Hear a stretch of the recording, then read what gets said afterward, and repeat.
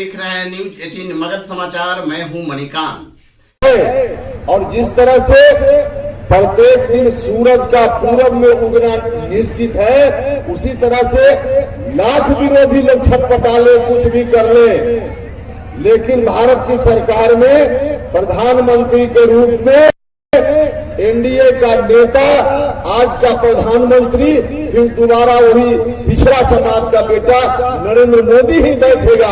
यह तय है, यह तय है। इतना जब तय है तो आप सब लोगों से हम आग्रह करना चाहते हैं, इस बार भी हमारी पार्टी को अगर ताकत दीजिएगा तो पिछली बार की तरह हमारी पार्टी इस बार भी भारत सरकार में हिस्सेदार बनेगी, निश्चित रूप से भारत सरकार में हिस्सेदार बनेगी। अब आप सब लोगों के ऊपर है, भारत सरकार में हिस्सेदार बनाना चाहते हैं हमारी पार्टी को, तो आप सब लोग मिलकर भरोसा करने का काम कीजिए। और जब हमारी पार्टी हिस्सेदार बनेगी तब आपको और किसी बात की चिंता करने की जरूरत नहीं।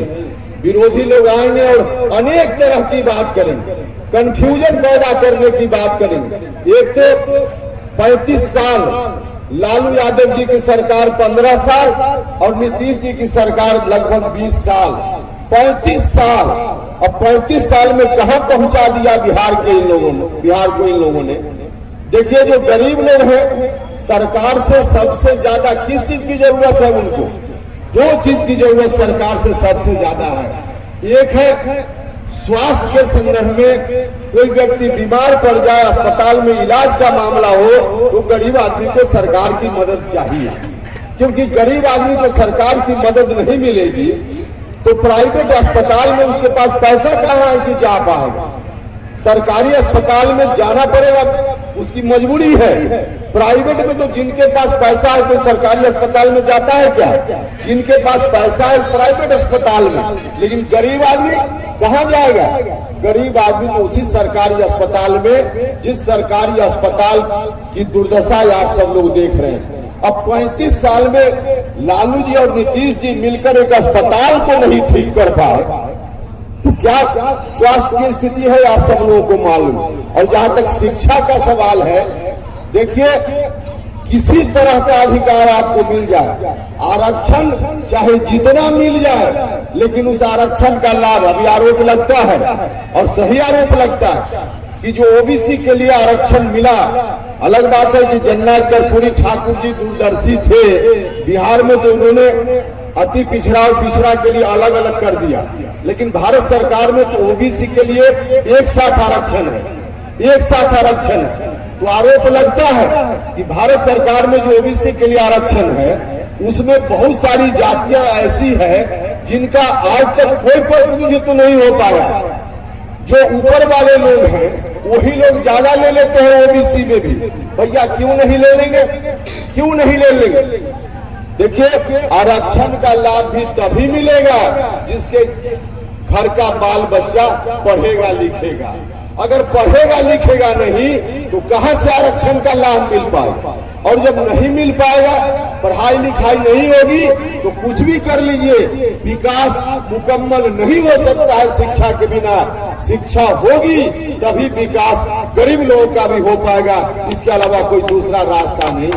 आज हम डॉक्टर अंबेडकर का नाम लेते हैं ना, डॉक्टर अंबेडकर किसी तरह से पढ़कर उतने बड़े विद्वान बने, तब आज हम उनके सामने सर झुकाने का काम करते हैं। तो पढ़ाई लिखाई के बिना गरीबों के कल्याण का कोई दूसरा उपाय नहीं है। और 35 साल में पढ़ाई लिखाई की क्या स्थिति हो गई? देखिए, पढ़ाई लिखाई के मामला में भी गरीब लोगों की दुर्गति है। पैसे वाले लोग तो प्राइवेट में अपने बच्चों को भेजते हैं।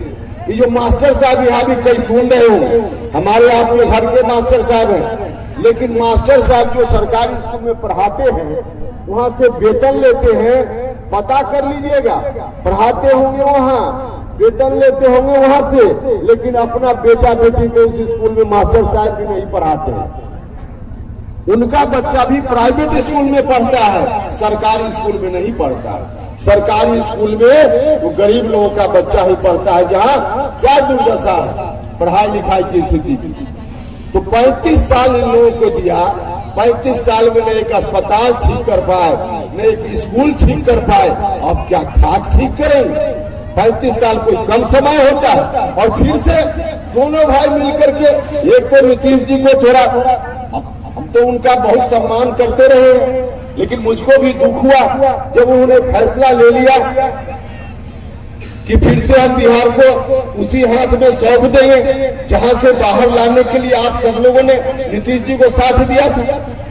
नीतीश जी ने उस वक्त क्या कहा था कि बिहार को हम आतंक पाखंड से बाहर निकालेंगे, उस आतंक राज से बाहर निकालेंगे। और उस समय की बात तो छोड़ दीजिए, अभी 2020 का जो विधानसभा का चुनाव हुआ, इस 20 के विधानसभा चुनाव में भी नीतीश जी ने क्या कहकर वोट लिया था?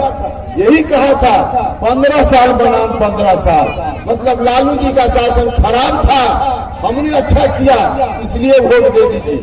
यही कहकर नीतीश जी ने वोट लिया आप सब लोगों से। और उसके बाद अब जब नीतीश जी की राजनीति की अंतिम पारी है, अब उनकी राजनीति समाप्ति की ओर है, उम्र के कारण या जिस कारण से भी, अब नीतीश जी खुद कह रहे हैं कि हम आरजेडी के हाथों में बिहार को सौंप देंगे। अब इससे बड़ा दुर्भाग्य की बात कुछ नहीं हो सकती।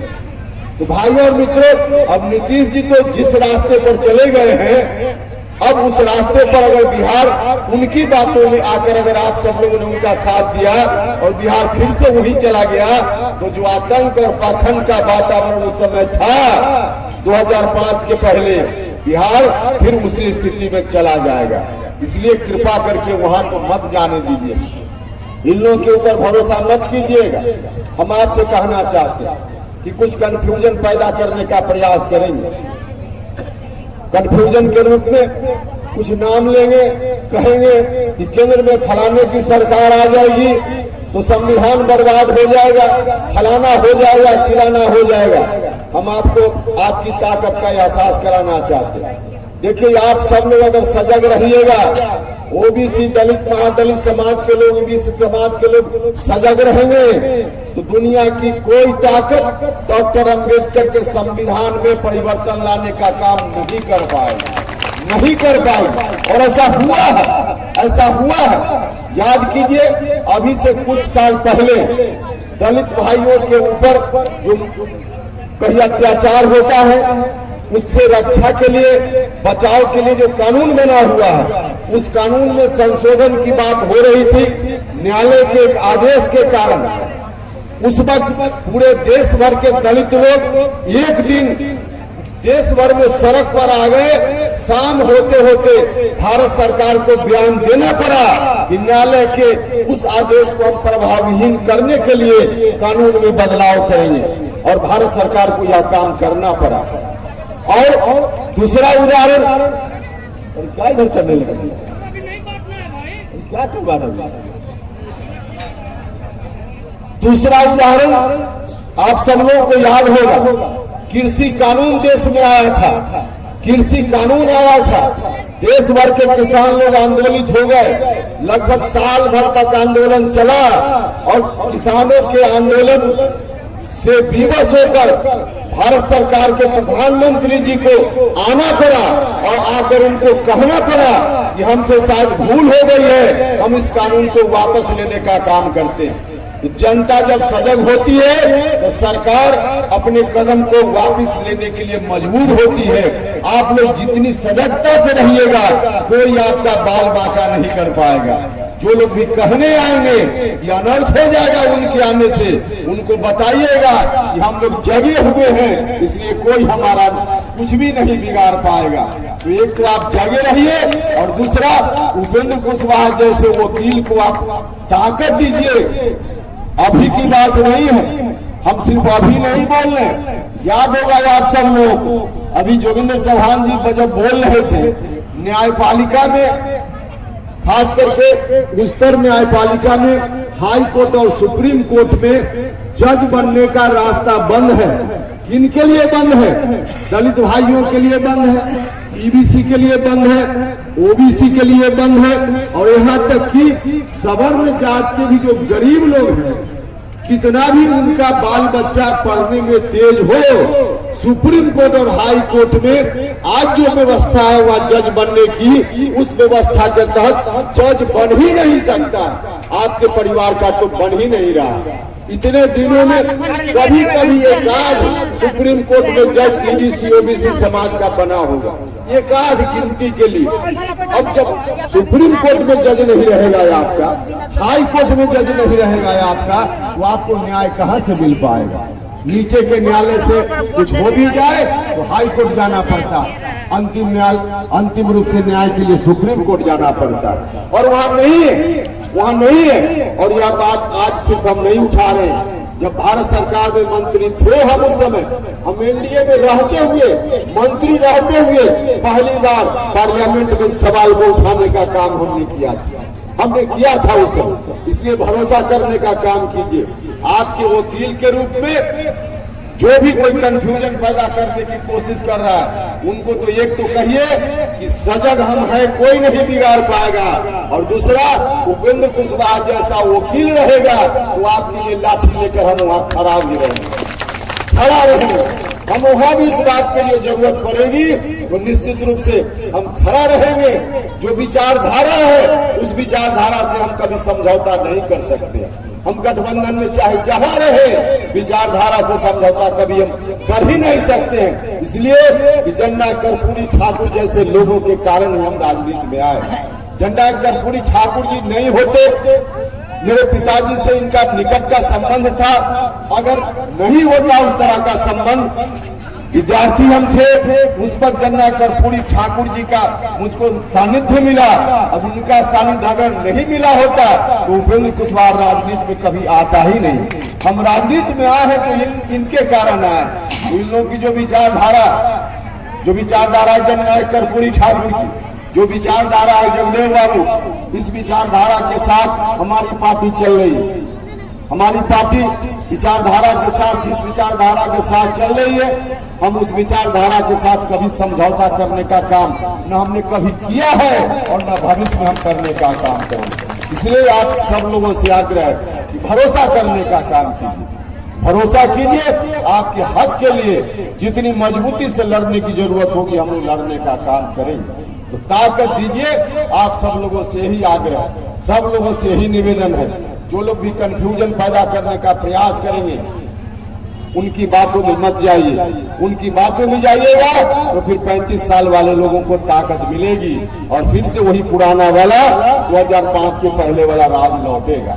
तो इसलिए आप सब लोगों से आग्रह है कि सब लोग मिलकर के साथ दीजिए, सहयोग दीजिए, ताकि हमारी पार्टी एनडीए गठबंधन में रहते हुए और भारत सरकार में फिर हिस्सेदार बने। और भारत सरकार में जब हिस्सेदार हमारी पार्टी बनेगी तब आपके हक और अधिकार के लिए जितना कुछ भी हो पाएगा हम आपकी हकमारी किसी सूरत में नहीं होने देंगे। इतना हम आपको भरोसा दिलाना चाहते हैं। और इन्हीं शब्दों के साथ आप सब लोगों का धन्यवाद करते हैं हृदय से। जिन मित्र साथियों ने इस कार्यक्रम का आयोजन किया है और जो मित्र साथी यहाँ पार्टी के अति पिछड़ा प्रकोष्ठ के जो नेता लोग हैं, उनसे आग्रह कि एक दिन का संबंध नहीं रहना चाहिए। आप गए गांव में, लोगों को आपने न्योता दिया, लोग चले आए, आज सिर्फ भाषण सुनकर चले जाएंगे, बस एक दिन का कार्यक्रम नहीं है। आप जिन गांवों में गए या जिन गांव में नहीं गए वहां अब भी जाइए, सम्मेलन के बाद भी जाइए। और वहाँ अति पिछड़ा समाज के में कई जात के लोग, सब लोगों को, चाहे नुनिया समाज के, चंद्रवंशी समाज के, पाल समाज के, बढ़ई समाज के लोग हों, लोहार समाज के लोग हों, सब लोगों के बीच जाइए।